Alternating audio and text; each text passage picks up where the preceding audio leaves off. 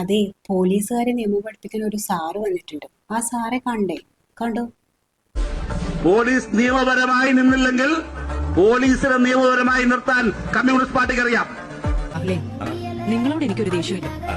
വിവരമില്ലായ്മ ഒരു കുറ്റമല്ലല്ലോ. ഒരു സംശയം വേണ്ട. ഞങ്ങൾ എവിടേക്കും വരില്ല. പക്ഷേ ഞങ്ങളുടെ മേൽ എവിടെയെങ്കിലും വന്നാൽ ഒരു ഇഞ്ചു പിറകോട്ട് പോകുമെന്ന് ഒരുത്തരക്കരുതണ്ട. എന്ത് ലാംഗ്വേജ് ഇത്? ഒരു MP ആണ് പോലും. ഒരു സംശയം വേണ്ട. ഞങ്ങൾ എവിടേക്കും വരില്ല. പക്ഷേ ഞങ്ങളുടെ മേൽ എവിടെയെങ്കിലും വന്നാൽ ഒരു ഇഞ്ചു പിറകോട്ട് പോകുമെന്ന് ഒരുത്തരക്കരുതണ്ട. അയ്യേ, എന്തൊരു വൃത്തിയുടെ ലാംഗ്വേജ് അത് കൺട്രിമാൻ. അയ്യേ, ഒരു അച്ഛനാണ് പറഞ്ഞത്. ഈ വായുണ്ടല്ലോ അങ്ങനെ ഭക്ഷണം കഴിക്കണത്. Too bad country people. ഭരണം വെച്ച ചെയ്തു കളയാനാണ്. ഏത് ഭരണം വെച്ച് നിങ്ങൾ എന്താ പോലീസിനെയാണോ ഉപയോഗിക്കുന്നത്? പോലീസ് നിയമപരമായി നിൽക്കും. പോലീസ് നിയമപരമായി നിന്നില്ലെങ്കിൽ പോലീസിനെ നിയമപരമായി നിർത്താൻ കമ്മ്യൂണിസ്റ്റ് പാർട്ടിക്ക് അറിയാം. ഒരു മൈക്കുമായിട്ട് റോഡിൽ എങ്ങനെ ഭീഷണി മുഴക്കുക? ഇതിനൊക്കെ ആരാ അധികാരം കൊടുത്തേ? തിരിച്ചു നിയമപരമായ പ്രതിസന്ധികൾ ഞങ്ങൾ ഉണ്ടാക്കും. നിയമപരമായ പ്രതിസന്ധികൾ ഉണ്ടാക്കും.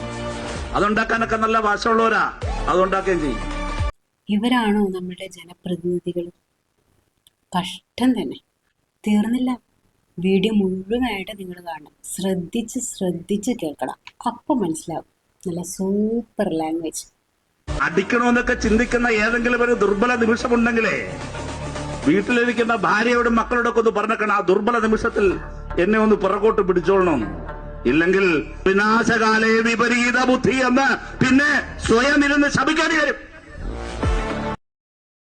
ഇവൻ ചെറ്റയാടാ. നിങ്ങൾ നിങ്ങളുടെ ഭാര്യയോടും മക്കളോടും യാത്ര പറയുമ്പോൾ തിരിച്ചു വരുമോ എന്നറിയില്ല എന്ന് പറഞ്ഞിട്ട് വേണം വീട്ടിൽ നിന്ന് ഇറങ്ങാൻ. അങ്ങനെയൊക്കെ പറയും ഒരു നേതാവ്? ഇങ്ങനെയൊക്കെയാണോ ഒരു നേതാവ് പറയാ?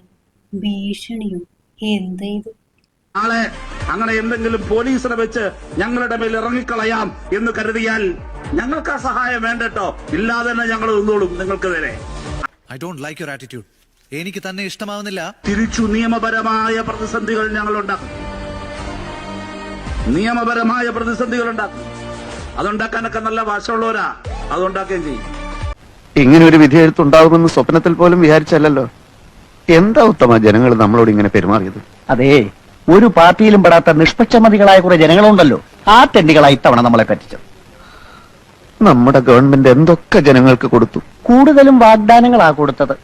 ജനങ്ങൾക്ക് നല്ല ബുദ്ധി വന്നാ പിന്നെ അവരെല്ലാ പാർട്ടിക്കാരെയും കല്ലെറിഞ്ഞ് കൊല്ലാനിടയുണ്ട്.